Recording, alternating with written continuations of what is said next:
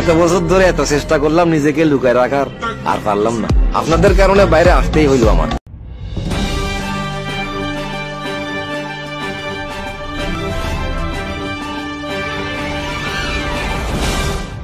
ঢাকা বিশ্ববিদ্যালয় প্রশাসনের সঙ্গে গতকাল শনিবার মতবিনিময় সভায় যোগ দেওয়ার পর গণমাধ্যমে নিজের পরিচয় প্রকাশ করে বক্তব্য দেন সাদিক।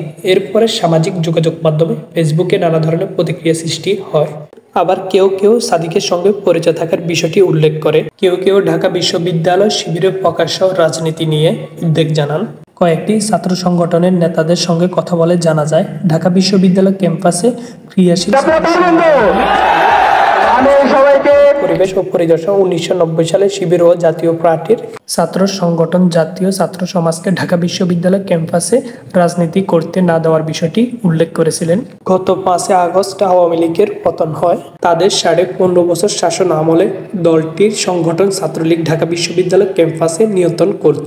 ছাত্রলীগ ঢাকা বিশ্ববিদ্যালয় প্রকাশ্যে শিবিরকে কোনো কার্যক্রম চালাতে দেয়নি। শিবির সন্দেহে তারা অনেকে মারধর ও হল ছাড়তে বাধ্য করেছে।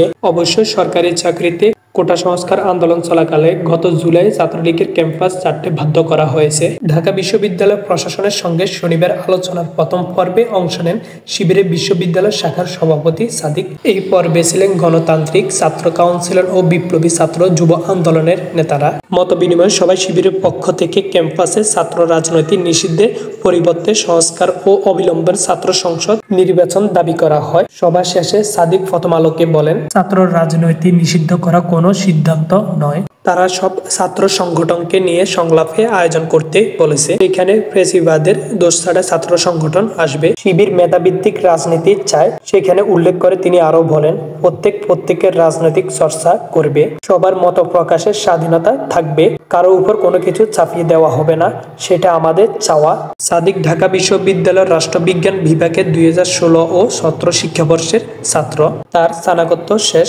তিনি থাকেন মাস্টারডা সূর্য সেন হলে।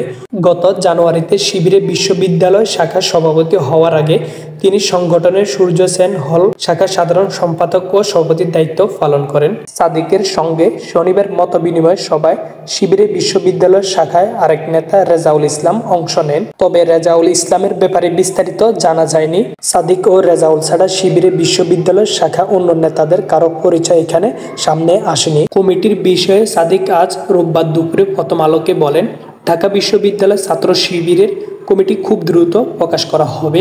বিগত 15.5 বছর স্বৈরশাসক সরকার তাদের আন্ডারগ্রাউন্ড পলিটিক্স গোপনে রাজনীতি করতে বাধ্য করেছে। সাদিক কায়েম গতকাল শনিবার এই ফেসবুক পোস্টে ইসলামী ছাত্র শিবিরের ঢাকা বিশ্ববিদ্যালয় শাখার সভাপতির দায়িত্ব পালনের কথা জানান। সাদিক কায়েমের ফেসবুক পোস্টে স্ক্রিনশট। ছাত্রলীগ বিতাড়িত হওয়ার পর এখন শিবির ঢাকা বিশ্ববিদ্যালয় বিভিন্ন ব্যানারে রাজনৈতিক করছে এবং হলগুলোতে নিয়ন্ত্রণ করছে।